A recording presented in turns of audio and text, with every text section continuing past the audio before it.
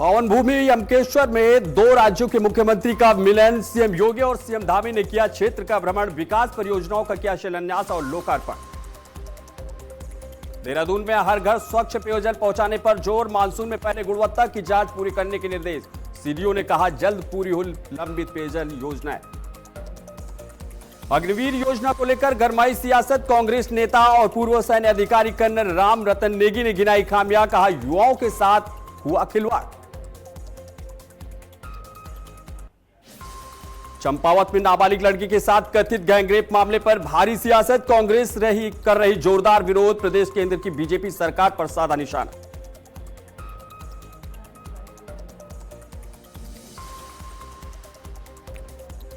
उत्तराखंड में मौसम एक बार फिर लेने वाला है करवट, मौसम विभाग के निदेशक डॉक्टर सीएस तोमर ने दी जानकारी, कई हिस्सों में आंधी और बारिश के आसार, येलो अलर्ट जारी।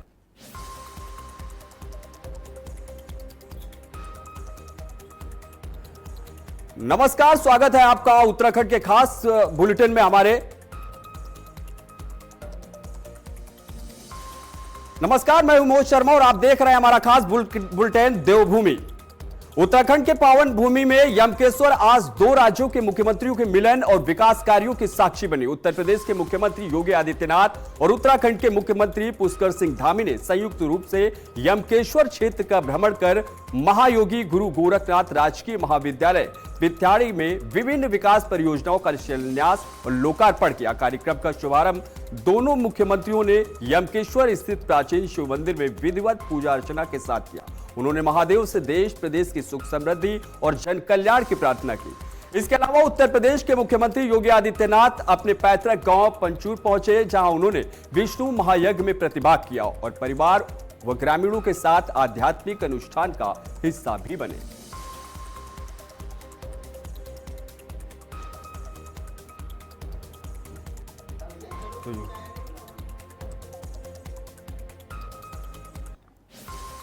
अगली बड़ी खबर है, देहरादून मुख्य विकास अधिकारी ने जल जीवन मिशन के तहत संचालित पेयजल योजनाओं की धीमी रफ्तार और गुणवत्ता जांच में लापरवाही पर सख्त नाराजगी जताते हुए अधिकारियों को स्पष्ट निर्देश दिए हैं। उन्होंने कहा कि सभी लंबित योजनाओं का काम जल्द से जल्द पूरा कर हर घर जल सर्टिफिकेशन सुनिश्चित किया जाए। उन्होंने मानसून से पहले सभी विकास खंडों में पेयजल गुणवत्ता जांच पूर्ण करने और ग्राम पेयजल स्वच्छता समितियों का तत्काल पुनर्गठन करने और नल जल मित्रों को योजनाओं के रखरखाव में सक्रिय भूमिका देने के निर्देश दिए। साथ ही प्लास्टिक वेस्ट की व्यवस्था को लेकर भी उन्होंने सख्त निर्देश दिए और जिम्मेदारों से स्पष्टीकरण मांगा। बीते दिन विकास भवन सभागार में आयोजित बैठक में दौरान उन्होंने योजना की समीक्षा की और जरूरी निर्देश दिए। तो देहरादून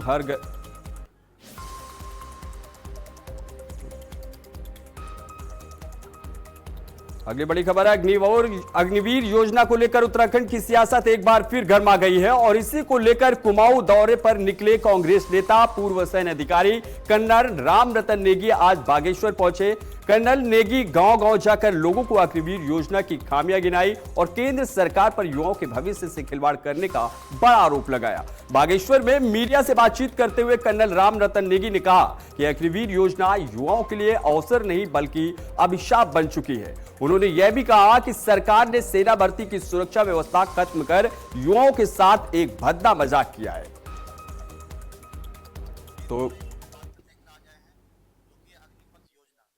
साथियों, एक ये बहुत गंभीर समस्या है। अग्निपथ योजना जो है, जिसके अंतर्गत की अग्निवीर भर्ती 4 साल के लिए सेना को दिए जा रहे हैं, ये सिर्फ एक भर्ती योजना ही नहीं है साथियों, ये हमारे युवाओं के रोजगार के साथ बहुत बड़ा खिलवाड़ है। जैसा कि आपको मालूम है कि जो भर्तियां भी इसके योजना के तहत में कम कर दी गई है। पहले हमारे इंडियन आर्मी में 80,000 की भर्ती सालों साल हुआ करती थी, उसको घटा करके अब खाली 40-45 हजार की भर्ती होती है। उसमें से भी 25% को जो है वो ही परमानेंट किया जाएगा। इस तौर पे आप देखेंगे कि एवरेज अगर आप सालाना लगाएं तकरीबन 12,500 हजार की ही भर्ती हो रही है, तो आप लगा सकते हैं कि 80,000 के बनस्पत 12,500 की भर्ती हो रही है, तो कम से कम 50-60 हजार की भर्ती को कम कर दिया गया है। खबर है, चंपावत में नाबालिग लड़की के साथ कथित गैंगरेप मामले में लेकर देहरादून की यमुना कॉलोनी में कांग्रेस कार्यकर्ताओं ने राज्य सरकार का पुतला दहन कर विरोध प्रदर्शन किया। इस दौरान कांग्रेस के नेताओं ने प्रदेश प्रवक्ता गरिमा दसोनी ने राज्य सरकार और मुख्यमंत्री पर गंभीर आरोप लगाए। गरिमा दसोनी ने कहा कि वह उत्तराखंड की सूचना पूछना चाहती है कि आखिर कितनी अंकिता भंडारी की बलि और दी जाएगी। उन्होंने कहा कि अंकिता भंडारी को अब तक न्याय नहीं मिल पाया और प्रदेश में लगातार महिलाओं के खिलाफ अपराध बढ़ते जा रहे हैं। उन्होंने अच्छी बाजार की घटना की भी जिक्र करते हुए कहा कि वहां भी एक लड़की की गला रेतकर हत्या कर दी गई थी, लेकिन सरकार मौन बनी रही। उन्होंने आरोप लगाया कि प्रदेश में लगातार हत्या और दुष्कर्म की घटनाएं हो रही हैं और कई मामलों में भाजपा नेताओं के नाम सामने आ रहे हैं, लेकिन सरकार चुप है।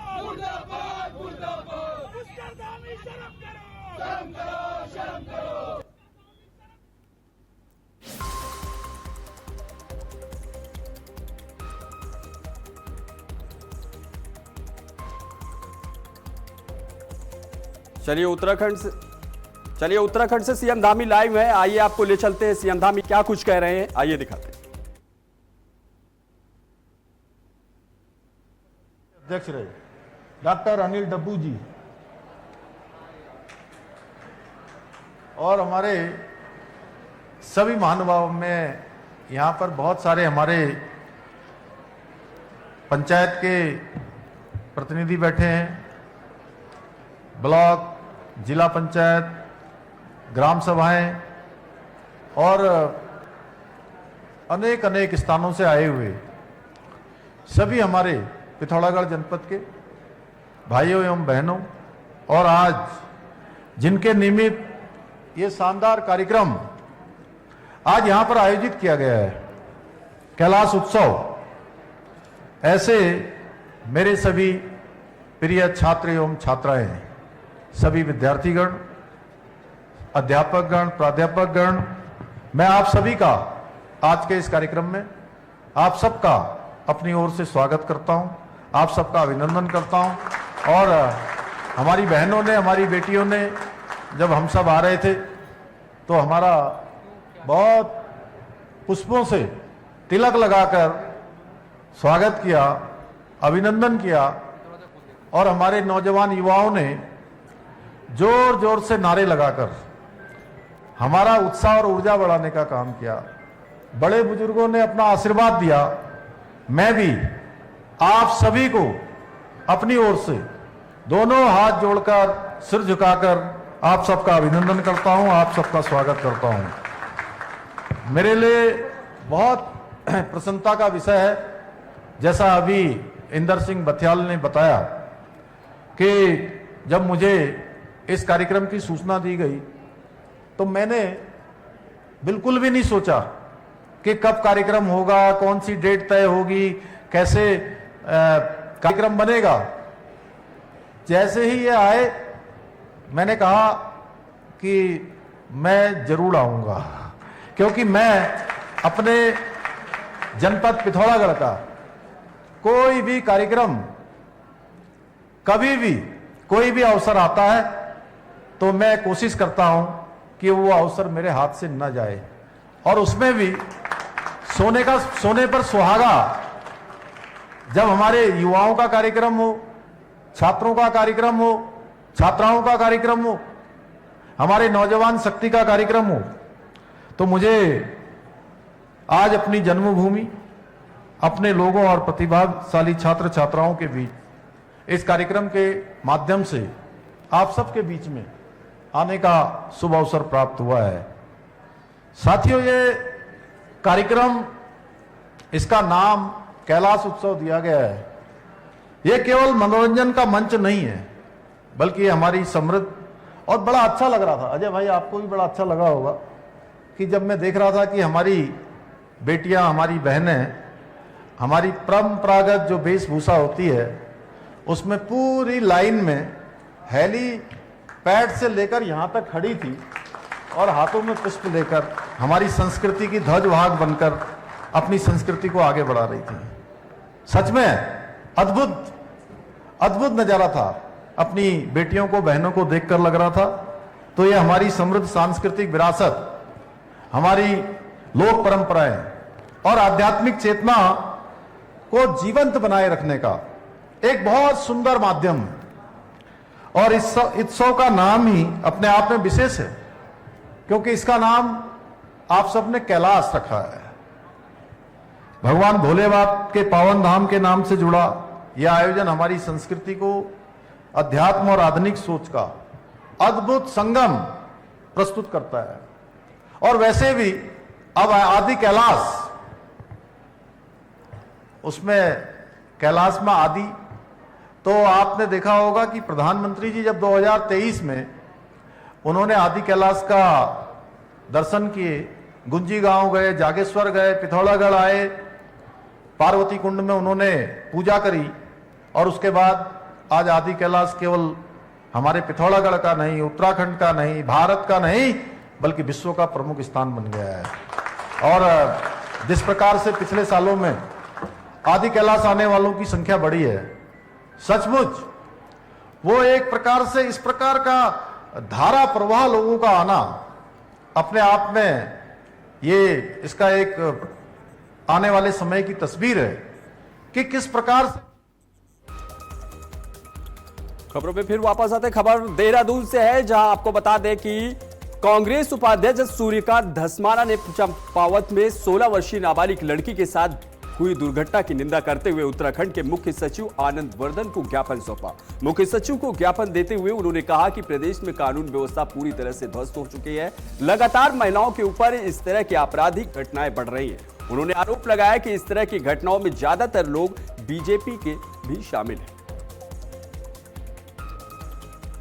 महिलाओं के खिलाफ बढ़ते अपराध में जिस प्रकार से लगातार वृद्धि हो रही है, उत्तराखंड पूरे देश के हिमालयी राज्यों में महिलाओं के खिलाफ अपराध में पहले पायदान पे आ गया है।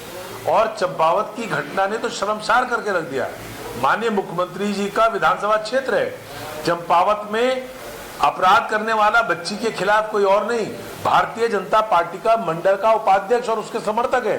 3 लोगों ने नाबालिग बच्ची को जिस प्रकार से अपहरण किया, जिस प्रकार से बांध करके उसके साथ चाकू की नोक पर दुराचार किया, उसके साथ रेप किया और उसके बाद उसको बिलखता हुआ छोड़ गए, ये बड़े शर्मसार करने वाली घटना है।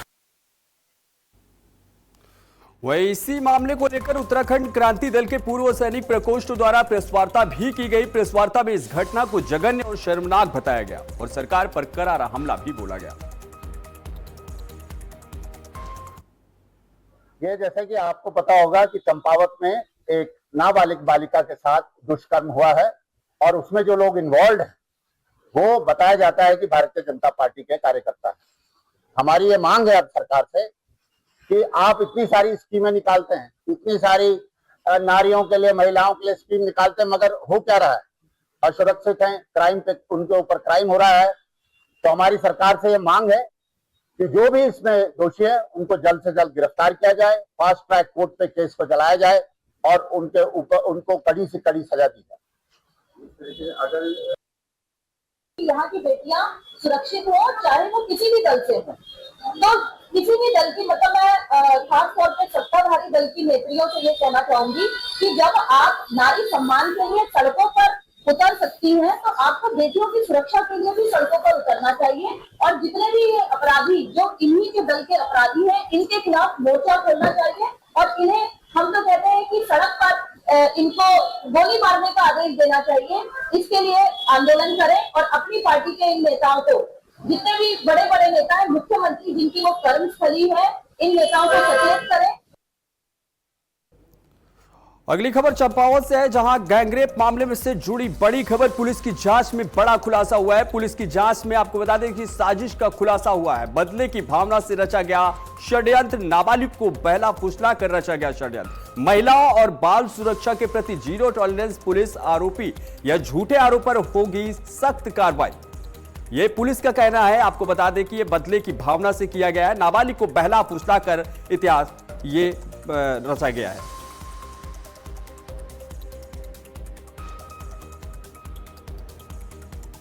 पीड़िता के पिता की तहरीर के आधार पर हमारे द्वारा अभियोग पंजीकरण की कार्रवाई की गई। अभियोग पंजीकरण करने के उपरांत हमारे द्वारा मौके का मुआयना करते हुए घटनास्थल पर RFSL रुद्रपुर की टीम को बुलाया गया। वहां पर वैज्ञानिक तौर पर साक्ष्य संकलन की कार्रवाई की गई। साथ ही जिला चिकित्सालय ले जाकर पीड़िता का मेडिकल परीक्षण कराया गया। मेडिकल परीक्षण के बारे में जो भी हमारी रिपोर्ट में आया है उसके बारे में CMO साहब आपको ब्रीफ करेंगे। इसके अतिरिक्त हमारे द्वारा जो टेक्निकल व मैनुअल इनपुट्स गैदर करने के लिए क्षेत्राधिकारी चंपावत के पर्यवेक्षण में 10 सदस्यीय एसआईटी टीम का गठन किया गया। इस टीम को सभी प्रकार के साक्ष्य एकत्रित करने के लिए हमारे द्वारा क्षेत्र में मामूल किया गया है। अगली खबर है, सीएम के मार्गदर्शन में डीएम सवीन बंसल की पहल। आपको बता दें कि डीएम की पहल से दिव्यांगजनों को बड़ी राहत मिली है। जहां डीडीआरसी बना दिव्यांगजनों का सहारा, हर बुधवार बन रहे दिव्यांग प्रमाण पत्र, सैकड़ों लाभार्थियों को मिल रही बड़ी राहत। सितंबर से अब तक 600 से ज्यादा यूपीआईडी कार्ड जारी किए गए। 250 प्रमाण पत्रों पर हुआ नवीनीकरण। दिव्यांगजनों के लिए हेल्पलाइन नंबर जारी किया गया।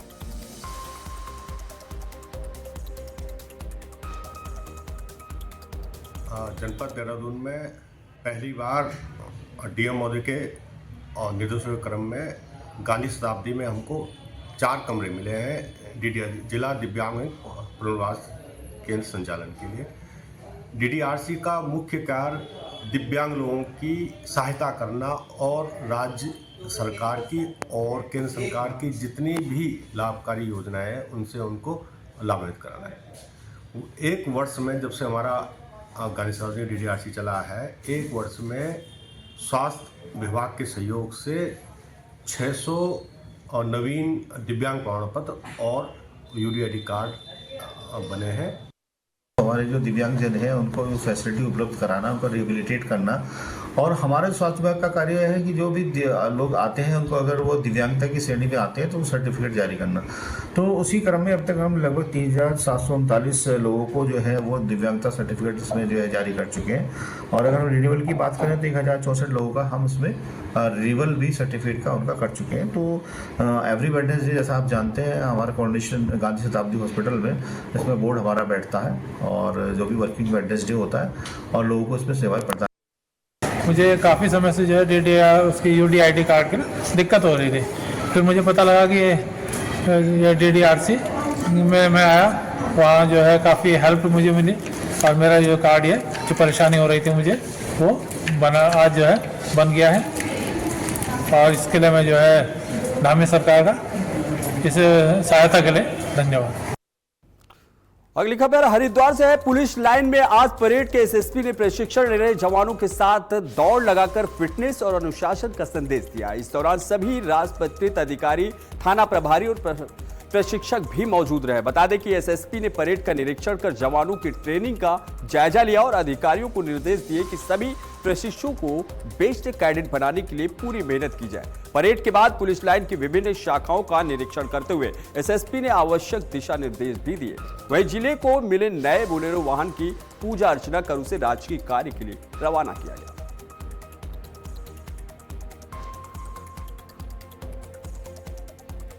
उत्तराखंड के कुमाऊं क्षेत्र में न्याय के देवता के रूप में पूजनीय गोलचियों की रथ यात्रा निकाली गई, जिसमें भारी संख्या में श्रद्धालु शामिल हुए, पुण्य के भागी बने। बता दें कि गोलचियों की उत्पत्ति और मुख्य मंदिर चंपावत में है, जिसे गोरी चौरा के नाम से भी जाना जाता है। ये रथ यात्रा उनके उत्पत्ति स्थल चंपावत से ही शुरू हुई और हर उस क्षेत्र से होते हुए गुजरे जहां पर गोलजू देवता के मंदिर बने हुए।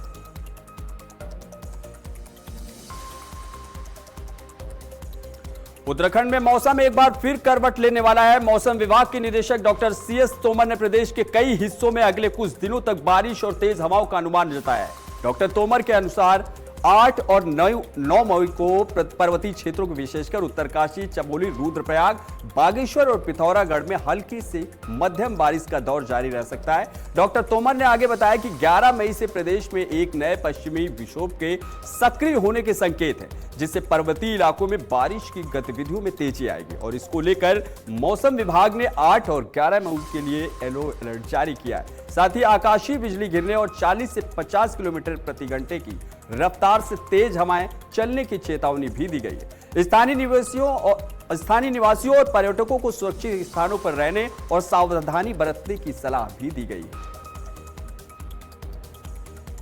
8 मई को जो है जो पर्वतीय जिले हैं हमारे, वहाँ पे थोड़ा सा हल्की से मध्यम दर्जे की बारिश कहीं कहीं देखने को मिल सकती है। बाकी क्षेत्र में जो है हमको हल्की से बहुत हल्की बारिश कहीं कहीं देखने को मिल सकती है। सिमिलरली जो है 9 तारीख को भी ऐसे ही रहने का चांसेस है कि पर्वतीय क्षेत्र में हमको हल्की से बहुत हल्की बारिश देखने को मिल सकती है। उत्तरकाशी, चमोली, रुद्रप्रयाग, बागेश्वर, पिथौरागढ़, अल्मोड़ा, चंपावत और नैनीताल में खासतौर से 10 तारीख को हल्की से बहुत हल्की रहने के चांसेस है, और वो भी सिर्फ 5 जिलों में, हमारे जो ऊपर के 5 जिले हैं, उत्तरकाशी, चमोली, रुद्रप्रयाग, पिथौरागढ़, बागेश्वर।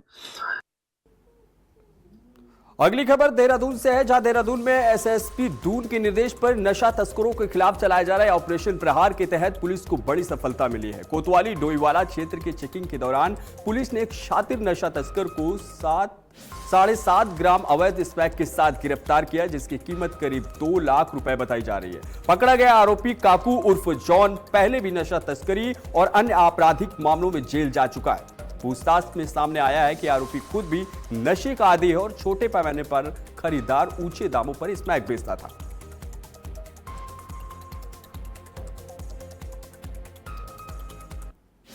अगली बड़ी खबर है, नैनीताल में नावाजिज खलीक ने अचानक बिना पूर्व सूचना के कई सरकारी कार्यालयों का औचक निरीक्षण किया। उन्होंने बीडी पांडे अस्पताल, जल संस्थान और विद्युत विभाग कार्यालयों में पहुंचकर व्यवस्थाओं का जायजा लिया। अस्पताल निरीक्षण के दौरान एसडीएम ने मरीजों और तीमारदारों से बातचीत कर सुविधाओं की जानकारी ली तथा विलोकों की जांच की। उन्होंने साफ सफाई दुरुस्त रखने और मरीजों को बेहतर सुविधाएं देने के निर्देश दिए। इसके बाद जल संस्थान कार्यालय में पेयजल आपूर्ति की समीक्षा करते हुए गर्मियों में निर्बाध पानी उपलब्ध कराने और लीकेज की तत्काल मरम्मत के निर्देश दिए गए। आज हमारे द्वारा जो है बीडी पांडे चिकित्सालय, विद्युत विभाग तथा जल संस्थान विभाग के ऑफिसेस का निरीक्षण किया गया है। तो अगर हम चिकित्सालय की बात करें तो चिकित्सालय में जो व्यवस्थाएं हमारे द्वारा देखी गई हैं वो ये देखी गई हैं कि बायोमेडिकल वेस्ट का निस्तारण किस प्रकार से किया जा रहा है, कितनी ओपीडी चल रही हैं, पेशेंट्स को दवाइयाँ बाहर से लिखकर तो नहीं दी जा रही हैं, इसके अलावा वहाँ पर कितने एडमिशन्स हैं और आज की अटेंडेंस वगैरह क्या रही है।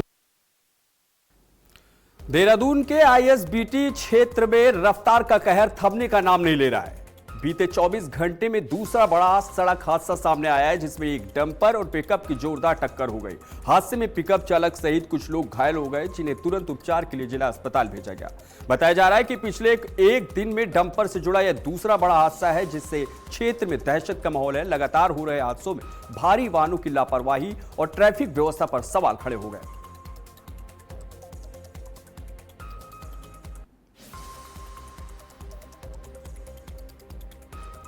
अल्मोड़ा के विभागीय शहर क्षेत्र में एक सड़क हादसे में एक कार के गहरी खाई में गिरने से 3 लोगों की मौत हो गई। सूचना मिलते ही एसडीआरएफ उत्तराखंड पुलिस की टीम अपर उप निरीक्षक महिपाल सिंह के नेतृत्व में मौके पर पहुंची और रेस्क्यू अभियान चलाया।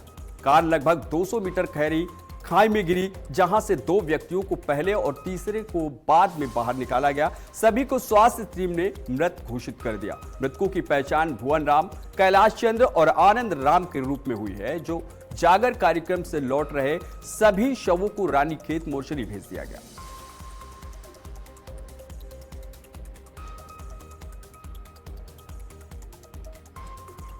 अगली बड़ी खबर है, देवभूमि उत्तराखंड को नशा मुक्त बनाने के लिए देहरादून जिला प्रशासन ने अब बड़ा अभियान शुरू कर दिया है। जिला अधिकारी के निर्देश पर आयोजित नारकोटिक्स को ऑर्डिनेशन समिति की बैठक में ड्रग्स सप्लाई चेन तोड़ने से लेकर जागरूकता तक कई अहम फैसले लिए गए। अपर जिलाधिकारी के मिश्रा ने सभी एजेंसियों को एकजुट होकर सख्त कार्रवाई के निर्देश दिए हैं। स्कूलों को कॉलेजों में एंटी ड्रग्स कमेटियां सक्रिय की जाएंगी। वहीं मेडिकल स्टोर्स और संवेदनशील इलाकों में निगरानी भी बढ़ाई जाएगी। प्रशासन ने जल्द बाल पुनर्वास केंद्र शुरू करने की बात कही है, जबकि रायवाला स्थित नशा मुक्ति केंद्र से कई मरीज स्वस्थ होकर घर लौट चुके हैं।